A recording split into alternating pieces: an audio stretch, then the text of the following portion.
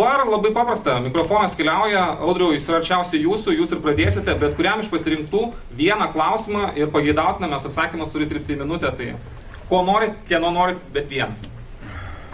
Gal finansų ministras? Kankino šiandien jau per tuos debatus. Gerai, tada konservatorius paklausyti. Ne, galite ir manęs. Galiu? Žinom. Gerai, tada toks klausimas jūs gal nežinosit.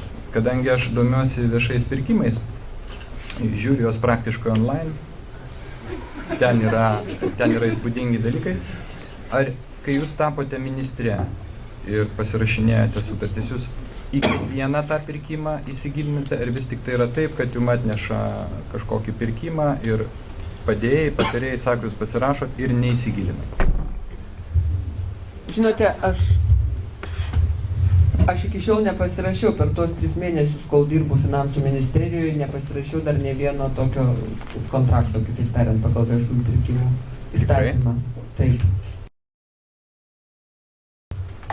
Audriau, jūsų paskutinis klausimas ir... Apsaugos Lietuvą nuo karo.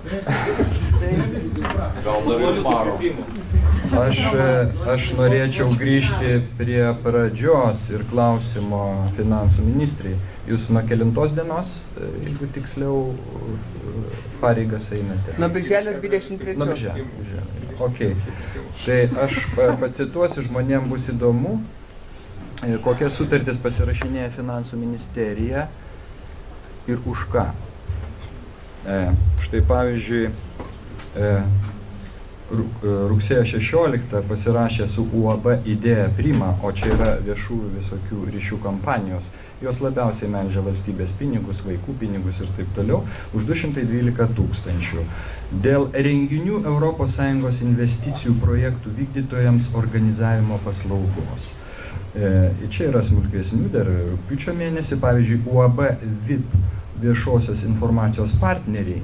Čia lygiai tokia pati melžimo, viena galingiausių įstaigų, milijoninės sumos, pasirašė už 57 kukliai tūkstančius žiniasklaidos planavimo paslaugas. Ministerija neturi pajėgumų planuoti žiniasklaidos, reikia samdyti PR-nes agentūras.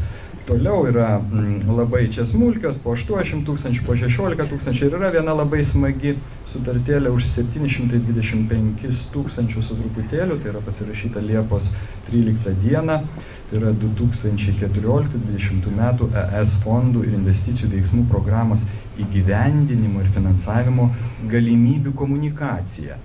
Ir tai vėlgi atlieka Idėja Prima. Tai va tos įmonės, tarp kitko skaitykite Ekspertai.eu, mes netrukus paskelbsime fantastišką informaciją. Tai bus daug įdomiau negu perkama žiniasklaida, ką apie Delfį ir taip toliau. Taip kad ministrė, jūs nesate teisūs, pasitikrinkite. Aš nežinau, gal ten ne jūsų parašas. Tai jūs norėtumėt komentarą, kodėl pasirašyta? Taip, žinoma. Aš norėčiau pakomentuoti. Čia kur kas daugiau. Aš norėčiau pakomentuoti ir pasakyti iš tiesų, kad... Atsiprašau, labai trumpai. Finansų ministerija yra vadovaujanti institucija visų ES fondų, reiškia, kaip mes juos įgyvendiname ir kaip mes naudojame ir darome investicijas iš ES lėšų.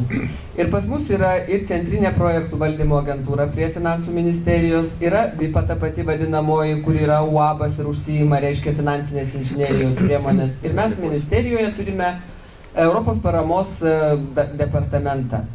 Ir iš ES lėšų yra skiriamos tikrai didelės lėšos visose valstybėse Europos, kad būtų viešinama, kaip yra panaudojamos skaidriai, su kokiais pokyčiais, su kokiais rezultatais ES lėšos.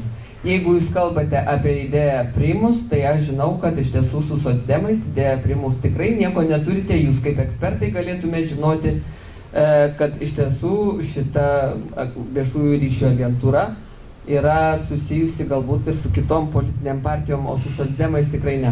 Idėja Prima. Iš tiesų, aš nemanau, gal iš vis su politikais nelabai dirba. Replikuokit trumpai ir replikuokit Rūtai, kodėl Seimo narys su Ekspertai.eu dirba, negalėtų. Aš teikiu informaciją visiems, dėja Delfai neima, Ekspertai.eu ima. Noriu pasakyti, jūs labai teisingai pastebėjote, tie pinigai, kurie eina per tas agentūras, visiškai nepriklauso nuo partijų. Tai yra tie pinigai, didieji pinigai, čia aš tik dalelę miniu viešųjų tų ryšių kampanijų. Čia visiškai nesvarbu, ar socdemė dabar yra finansų ministrė, ar konservatorius, ar liberalas, ar bet kas. Tos įmonės veikia non-stop. Tai yra didžiosios plovyklos. Ir kai jūs kalbate apie šešėlį, su kuriuo reikia kovoti, tai nei jūs, nei aš, nei niekas sėdinčių nepakovos, tam yra spec tarnybos. Aš kalbu apie pinigus skaidrius, kurie guli ir kurie labai legaliai pasisavinami. Jūs man pasakykite ten apie tą trumpą sutartėlę. Nu, kokias jums žiniasklaidos paslaugas ministerijai reikia planuoti? Viskas atsakyta buvo, aš tik tai galiu pasakyti, kad ponas Nakas nėra labai neteisus. Pasigūglinkite, aš kažkada esu rašęs, kiek viešų ryšių agentūros šitą rinką gauna iš valstybės.